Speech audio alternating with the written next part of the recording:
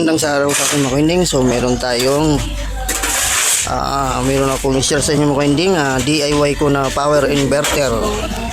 Gamit natin ang 12 volts ng motor, ang battery.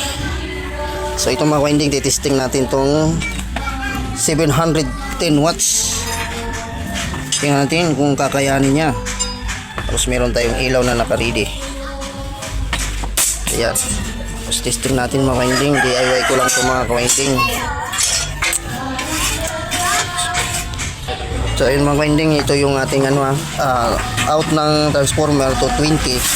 Input natin ay 12 volts. So ayan, ito line ng battery.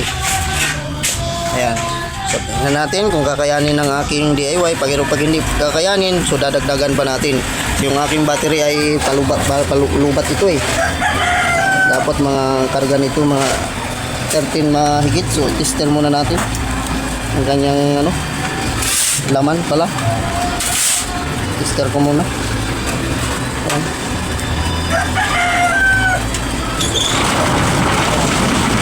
Ay 13 volts tayo na rating. Pero ngayon sasaksak natin. Tingnan natin, meron tayong ito na, bike Wi yung aking DIY na inverter bike Wi. So yung aking yung isa hindi kaya, pero ito tingnan natin kung sasakaling kakayanin. Isaksak natin to. Ayan, naka-switch ko na to. Ayan switch natin, tapos pindutin tong gitna. Ayan, para mag-steady siya. So tingnan natin kung kakayanin. So nasan yung positive. Ayan, positive. So diin ko lang dito mga winding. So yan, so abangan nyo yan mga winding kung iikot yung ating 710 watts. Ayan, ayan kaya 710 watts dari na. Ayan kayang kaya bike. Ayan, lakas malakas pa itong gawa ko by Wickman. Ilaw naman, ilaw testing ilaw.